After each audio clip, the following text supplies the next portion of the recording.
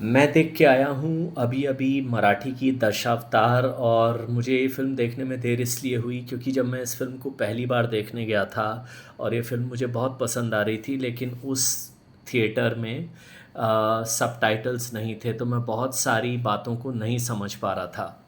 इसलिए मैंने इंटरवल पे फ़िल्म छोड़ी थी और आज फाइनली मैं एक ऐसे थिएटर में देखने गया जहाँ पे सबटाइटल्स भी थे। और मैं ओपनिंग बात ये कहना चाहता हूँ कि मलयालम फ़िल्म लोका चैप्टर 1 जैसी फ़िल्में बना रहा है, मराठी सिनेमा दशावतार जैसी फ़िल्म बना रहा है, कन्नड़ सिनेमा कंटारा जैसी फ़िल्में बना रहा है और बॉलीवुड बागी 4 बना रहा है। तो ये हम हिंदी सिनेमा के जो दर्शक हैं ना, उनके अंदर अब इस अच्छे कंटेंट की भूख इतनी हो गई है कि अब हम चलो इसी बहाने दूसरी लैंग्वेजेस की थोड़ी-सी बातें समझ में आ रही हैं, थोड़ी-सी दूसरी लैंग्वेजेस की हल्की-हल्की समझ आ रही है।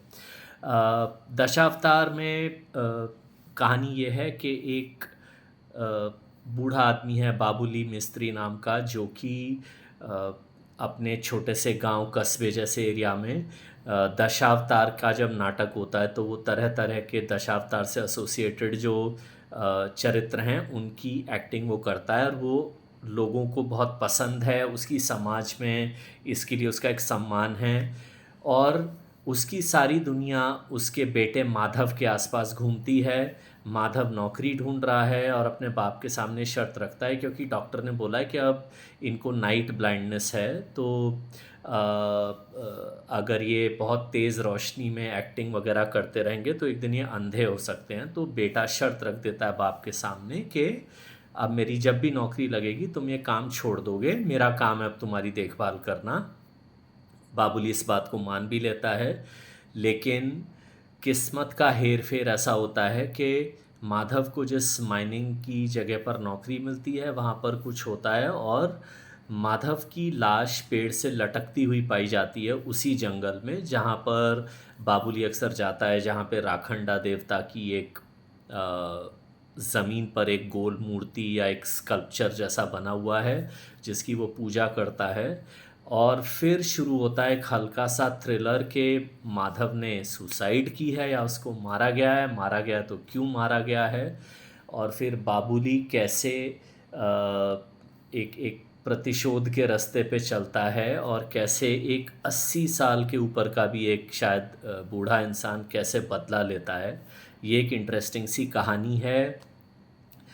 पूरी फ़िल्म घूमती है दिलीप प्रभावलकर की महान एक्टिंग के कंधों पर।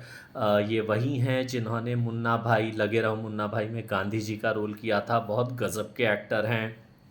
इसके अलावा प्रियदर्शिनी इंदलकर हैं, जिन्होंने काफ़ी अच्छी एक्टिंग की है। माधव की वो प्रेमिका हैं, माधव से शादी करना चाहती हैं, लेकिन फिर वो कैसे बाबुली की मदद करती हैं वो बदला लेने में। यही सारी कहानी है। रवि काले हैं आबा तंडेल के रोल में। रवि काले को आप सब लोगों ने देखा होगा सरकार फ़िल्म में, जो अमिताभ बच्चन के राइट हैंड टाइप रहते हैं। तो कुल मिलाकर एक फ़िल्म है जिसमें एक बाप-बेटे की बॉन्डिंग की कहानी है, फिर बाप का बदला लेने का जज़्बा है।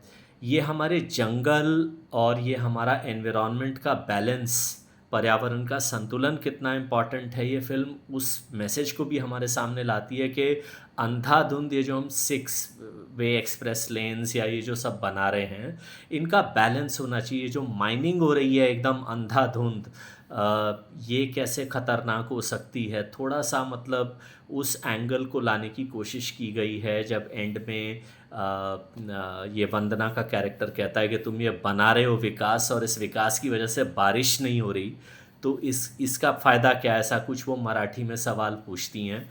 तो कुल मिलाकर एक ऐसी फ़िल्म जो थ्रिलर भी है, इमोशनल एंगल भी चलता है, और ये लोग 5-5, 6-6, 10-10 करोड़ में यार ऐसी फ़िल्में बना रहे हैं, जो दिल में जगह बनाती हैं, जिन्हें देखने में मज़ा आता है कि यार आप कुछ अच्छा देख के आए हैं। तो कुल मिलाकर ना एक और प्यारी-सी ज़मीन से जुड़ी हुई एक बड़ी स्लो पेस्ड थ्रिलर, आप लोगों को अगर अच्छी फ़िल्में देखने का शौक है, और आपकी किस्मत से अगर दशावतार आपके शहर में चल रही है, सबटाइटल्स हैं, तो जाके देखिए। बहुत ही अच्छी पैसा वसूल फिल्म है ये।